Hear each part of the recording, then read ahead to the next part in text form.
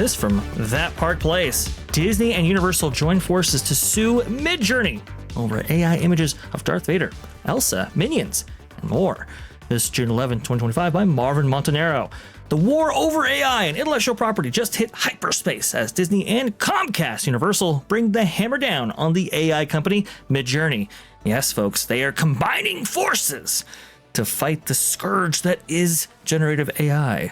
In a dramatic escalation of the entertainment industry's pushback against generative AI, Disney and Comcast Universal have filed a joint copyright lawsuit against the popular AI image generator Midjourney. The case, filed Wednesday in federal court in Los Angeles, accuses the San Francisco-based company of exploiting beloved characters like Darth Vader, Elsa, and the Minions without permission. It goes on to claim that the company is generating and monetizing thousands of infringing images through what the studios call, quote, a bottomless pit of plagiarism, the heart of the Disney Universal Midjourney lawsuit. According to the complaint, Midjourney, quote, pirated the libraries of the studio's creative works using their most iconic intellectual properties to train its systems and output images that closely resemble copyrighted characters and designs. Among the examples cited are AI-generated depictions of Yoda with a lightsaber, Iron Man flying through the clouds, and Pixar's Buzz Lightyear in mid-launch. From Universal's vault, the lawsuit references unauthorized images of Toothless from How to Train Your Dragon, Shrek, and Poe from Kung Fu Panda, all created through user prompts within the Midjourney platform. The studios argue that Midjourney has not only failed to implement safeguards against these outputs, but has continued releasing improved models that produce increasingly detailed likenesses of detailed characters. And to see a little bit more of these, I actually put together a montage of images that some of them actually cited in the lawsuit. Some of them actually compiled together by people, attempting to add some visual clarity to what is actually going on here. And you can see, well, they're pretty close to the model and what is copyright protected from Disney's vantage. Culture, I want to go ahead and deliver it to you because we're in kind of a new space, a new world here. And a lot of people don't even consider AI a tool anymore, but actually an entity. My question for you is there any way to safeguard this in a way that would appease the courts or Disney and Universal themselves? I think that because of its ubiquity, because it's everywhere and has been and is now a part of daily function for many people, including it's a great research tool for me, I think you're going to have a hard time putting the genie back in the bottle. And I said as much last night on the Pro Show. I think that this is out there in a way where not only is there no rails, but there's no moat. So nothing's going to stop individuals from being able to do the same thing. In fact, many individuals are. I have a large language model running on my laptop right now, my travel laptop. So it doesn't take a whole lot. And of course, you're going to train with what's available to you. Well, we have this wonderful thing called the internet. So the model can continually and constantly update based on what's happening each and every day, almost minute to minute. If you chose to set it up to do that, that would be foolish. It would create all kinds of delays in your system, but you could do it. Regardless, I don't think you can put I don't think you can put it back in the box. And I don't think there's going to be a way to establish legally once you start to reproduce or similarities, what's protected and what's not. I think that they're going to run into a very hard time. The copyrighted imagery of The Simpsons there being displayed at the moment. I'm going to tell you right now, the thing that looks better is the Midjourney output, but that's done by a computer. It refined. Go ahead. I think that might actually be the issue here. I've read through at some point you can just skim it. There's 143 pages in this lawsuit, and a lot of it is, and this character, and here's another from this character, and here's another example from this character. I think the real problem here is that they're going to outclass Disney very soon and outclass Universal very soon as far as image quality here. Well, a couple of things that I noticed is there's no face characters listed here. I mean, the Hulk is the closest one because he kind of looks like Mark Ruffalo, but they own the images of the Mark Ruffalo Hulk, whereas Mark Ruffalo does not own the likeness of the Mark Ruffalo Hulk. I would love to see the case if Mark Ruffalo ever decided he wanted to sue them for using the Hulkified version of his own face. But I think what's about to happen here is video is about to become the next big thing, and that is the point at which AI really becomes a problem for the studios. Because right now we've got these little stormtrooper vlogs that they're kind of funny. I wish they didn't curse so much, but you can, if you have a better script than Disney, you can create something, which, by the way, I don't think that's much of a stretch to think that the Hollywood screenwriters who have not been getting their fair shake out there for progressive reasons, that they might just say, you know what, I'm going to do an AI version of this using Midjourney, and we'll have a better movie. It won't take much. It won't take $300 million to create a good movie. It'll take, restraint, time, and imagination to create something better than Disney. I think that's the reason they're going after Midjourney, among one other that I think you guys might be aware of. Yeah, I look at this and I'm like, everything that I'm seeing that's Midjourney output is vastly superior visually than what they produce on the right-hand side.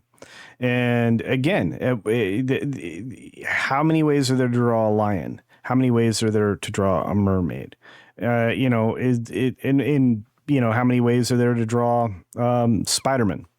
It's we're already there. I mean, if you look at VO3, however you want to pronounce that, we're already at the point you're describing, Jonas, where you can make amazing film with prompts, and in the very near future, you're just going to be able to feed it entire scripts in retaining those characters and making better things than Hollywood is even capable of at this point.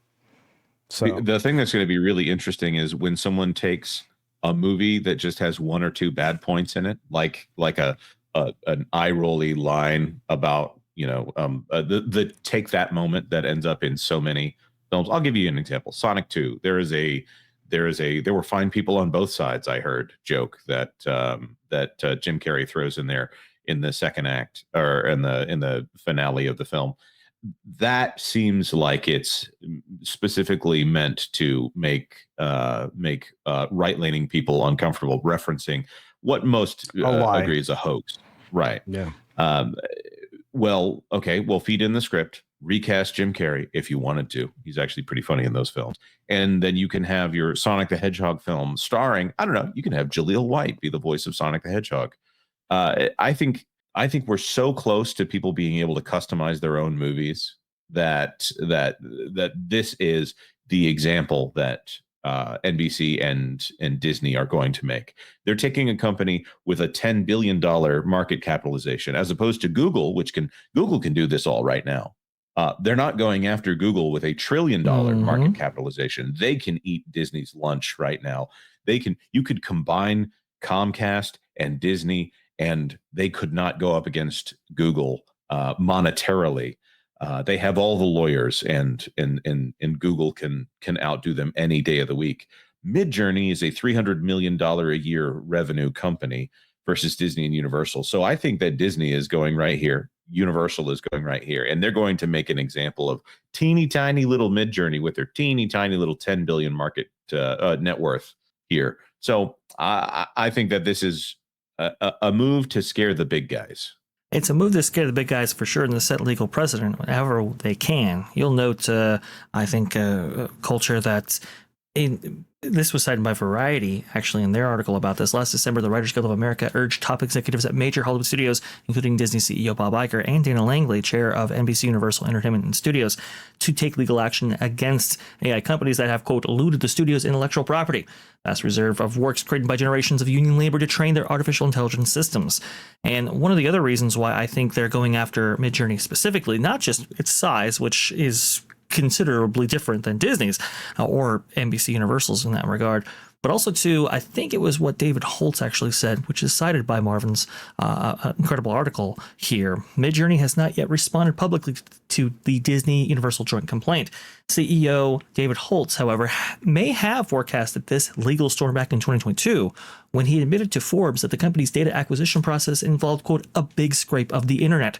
When asked whether he sought permission from creators, Holtz answered bluntly, quote, there isn't really a way to get 100 million images and know where they're coming from, he admitted. Quoted now sits at the center of the multi-million-dollar lawsuit. And I think that right there I think it's going to get him in a little bit of hot water right there, because he's now on the record of saying that, one, they scraped the internet, which is, I mean, obvious to It's anybody. done constantly by anybody everywhere. I mean, every major corporation is scraping the internet every day. Right. But it's for what purposes those are used for, I think, is at the heart of this issue. And here's the thing. I think going after the source, or going after the place that generates these images, I don't know how sustainable of a practice that will be, because here's the thing. People, I mean, like I think Pro eloquently put, people can keep feeding in inputs and get images at least close to, some of these copyrighted images that you see on screen right here. So what safeguards can you actually put in place at the source level? Well, go ahead, please. Right. I will also point out that you can put things that are not copied into the prompt. You can put superhero, robot superhero flying, and you will get Iron Man. Or you can put in man in robes holding light sword, and you will get Mark Hamill, a Jedi. Yeah, exactly. So I think at a certain point, we'll go ahead, please. No, I just want to point out, Knee Pain is in the chat, and Knee Pain, I would love to have a online discussion about this with you. Wade, is Jonas trying to imply Disney is a bully? Outrageous. Of course, sarcasm there for those of you at home who don't have that function. The thing is, Midjourney could also have been trained off of fan art. That might be a gray area. Yeah. That's I mean, true. So, DeviantArt, if you go to that location, you can find images that artists have re-rendered their own version of, oftentimes better. This Cars image still blows me away. That one in Wall-E here. I look at these things and I'm like, Midjourney just looks better. And the depth is better. And I mean, everything about it is better than what Disney's been producing or has produced. I mean, we're getting to the point now where the computer can take something and make a better thing. There are moments in all of this where you can look at the Midjourney output and it looks like a frame from the Avengers film. Infinity War. It is indistinguishable from the original, especially if you don't have the original sitting in front of you. I think this is probably a play to.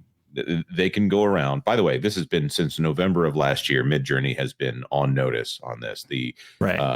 Vash put it up on screen for just a moment. November of 2024 is when Midjourney received letters on behalf of Disney and on behalf of Universal. So, and of course, we know from some of our contacts in the industry that NBC has been very careful about their use of AI because of a case that happened at Netflix where it was either concept art or something like that for Stranger Things. There was a tornado that was present in concept art, and it was proven in court by a photographer that, hey, that's my tornado right there that you used in your concept art. And I don't know if it was settled or what, but it put a lot of studios on notice that you cannot just take from anywhere, and AI does not tell you where they're taking from. So it's a huge danger spot here. Well, it is. There's also some rumors that AI tools have been turned off for some of these studios. This is why I think, even though they're suing Midjourney right now, and I think it's also a way to placate creators who have been insisting that they go after these AI companies. I think the real play here, at least later on, will be on the user level. So regardless of what you actually generate with those images, if they're for personal use, whatever, who cares? But if now you're monetizing those images in some way, now they're going to go after you. Just like if, let's say, for example, somebody on Photoshop, creates an image that is very much like Spider-Man or something like that, and is using those for commercial purposes, then they go after you. Please, none of that's going to work because, again, as creators, that would be us collectively here.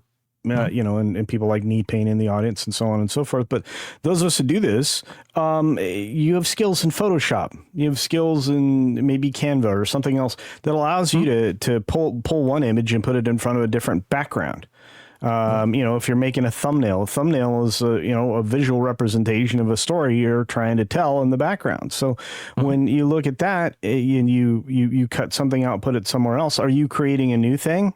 despite the fact that that one part of the image you grabbed was one of your things. I mean, we're starting to see a problem here, not only obviously in this and in the creation of art, videos, whatnot, but I think you're going to start seeing this in video games as well. I mean, we're having a battle over there about reusing assets, right? Yeah, and for, like, modding. Yeah, exactly. And if you start grabbing assets from other things and, putting them elsewhere, I mean, you didn't create it. It wasn't originally created for that intent to be used in this other place. I mean, ultimately, you can sit on a bridge and paint a painting of, the stream that's running underneath it, right? But another artist can sit in the same place and do the exact same thing. And while they are going to be different, they're recreations of the same area and location. This always becomes a muddy area to me. It always has. The IP, I understand protecting a story, a storyline, a hero, a heroine. I can understand those things. But at what point does that end? See, because we've already shown that can be tricky, because that can be extended, especially if you're a large corporation like Disney. You can change the date that it goes into the public domain just by taking it to court 1,000 times, right? Yes, exactly. As we've seen with the Mickey Mouse or Sonny Bono law. And I think we're going to get to the point where IP is going to be strictly controlled for a limited period of time. I think that, that's one of the other problems that we have, and why Disney is basically worthless now as far as creativity, because they don't have any. They rely too much on nostalgia and everything else. So you are limiting creativity by allowing for these things to be tied up forever and ever and ever. But I mean, that would be the non-monopolist view of that, in my opinion. Well, it's kind of funny because Disney is offended that it's like, hey, you're referencing our images, and it's like, well, I think it's no different than you necessarily buying these franchises and referencing them over and over again, and they become decorated copies of themselves, like we saw with Force Awakens versus A New Hope, for example. Where did Snow White come from in the first place? A fairy tale, not written by Walt or anybody there, right? So it's like I'm telling my version of the story with these new characters. Okay, but you didn't create that. You created your version of that. That should be protected, but also for a limited period of time. This is where we get into that conversation. So, I know you want to move on. I just want to say, the genie's out of the bottle. That's the thing I want everybody to walk away with. The genie for this is out of the bottle, whether it be with art or anything else. It's already out there. There's no putting the cork back in it, and it's only going to get bigger, faster. And what are you going to do? I mean, the automobile was pulling the cork out of the bottle. The horse and buggy industry was dead. It all just disappeared. And as we learn, that genie is out of the bottle. I think as news organizations or media companies try to shove that back in, I think the lawsuits will start a-flying, and we will definitely be tracking these stories and much, much more as this goes on right here. This is profoundly transformative for the entire industry, and it's a story worth covering. Thanks for watching That Park Plays News. For more information, consider checking out www.thatparkplace.com. And don't forget to subscribe, share, like, and send this out on your favorite social media accounts.